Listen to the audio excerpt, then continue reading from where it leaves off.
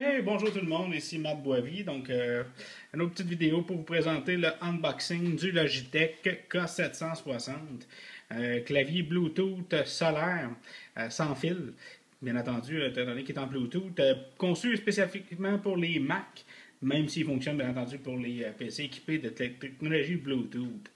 Donc, vite comme ça, on voit un petit peu sur le paquet. Le paquet, il n'y a pas grand-chose qui nous dit.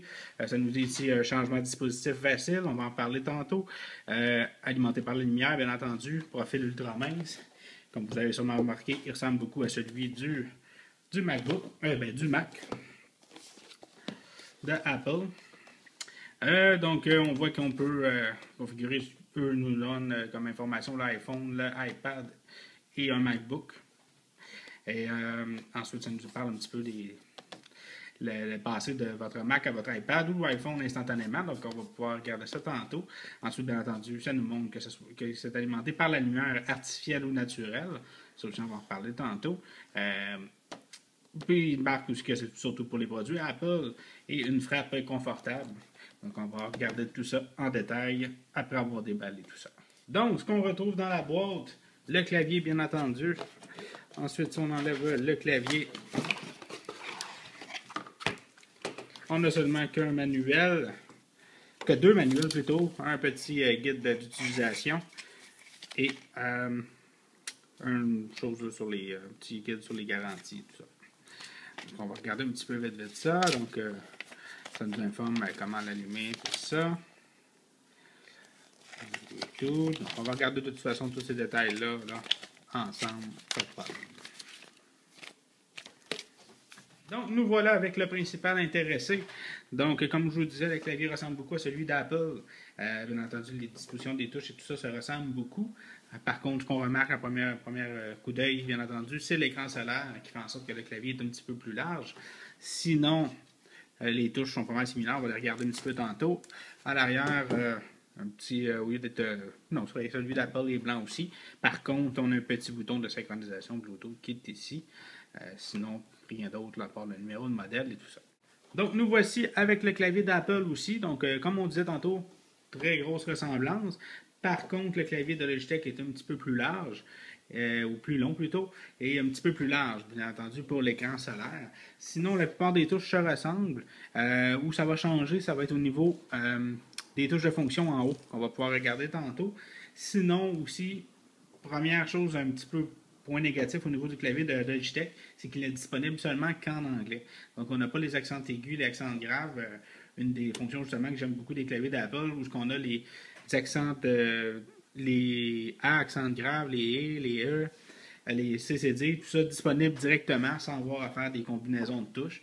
Et puis, par contre, pour celui de Logitech, étant donné qu'il est disponible seulement en anglais, on se retrouve malheureusement avec plus d'accent que quoi que ce soit.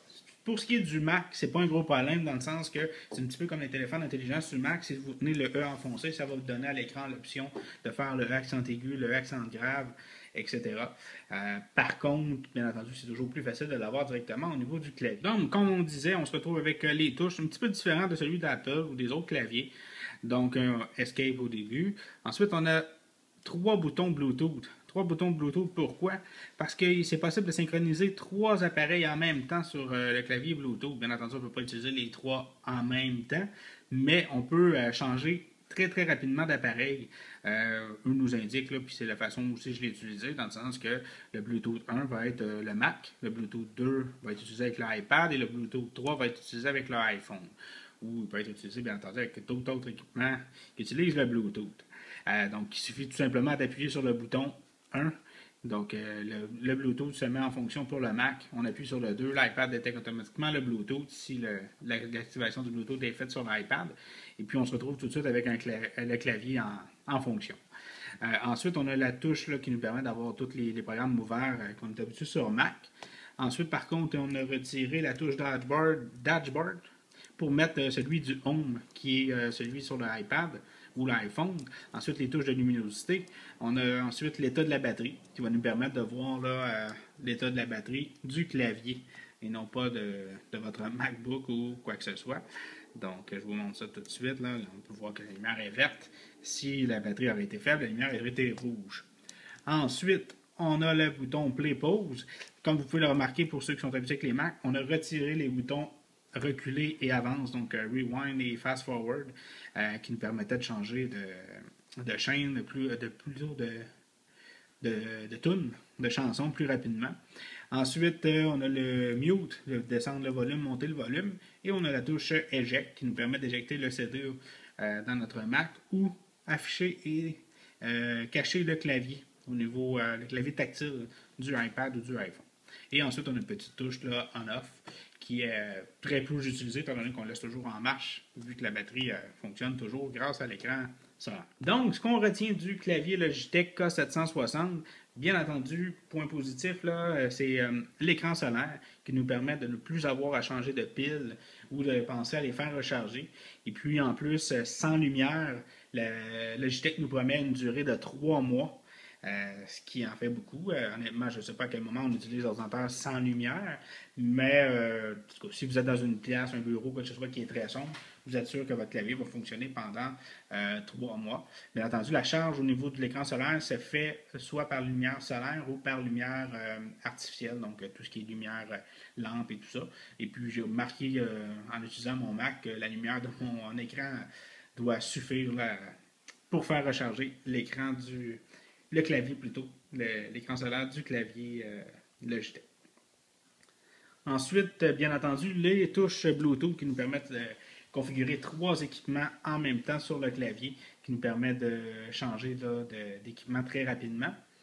Et puis, bien entendu, l'aspect qui ressemble aux produits Apple, donc ça fait très beau là, près de votre Mac ou de votre MacBook ou de votre Mac Mini, peu importe.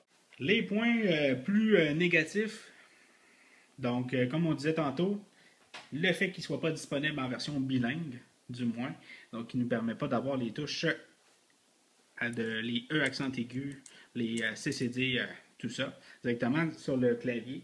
Et c'est à vous de juger, mais le fait qu'il soit un petit peu plus bruyant qu'un clavier Apple. Donc, c'était l'unboxing du Logitech K760, clavier solaire sans fil. Oui, je vous recommande le produit pour 100$. Il est un petit peu plus cher qu'un clavier Apple, mais par contre, vous n'aurez pas à changer les batteries et tout ça. Les petits points négatifs que je vous ai nommés n'empêchent pas que le produit est un excellent produit là, qui va bien accompagner votre produit Apple, que ce soit votre Mac ou votre iPad ou votre iPhone. Merci, on se revoit pour un prochain unboxing.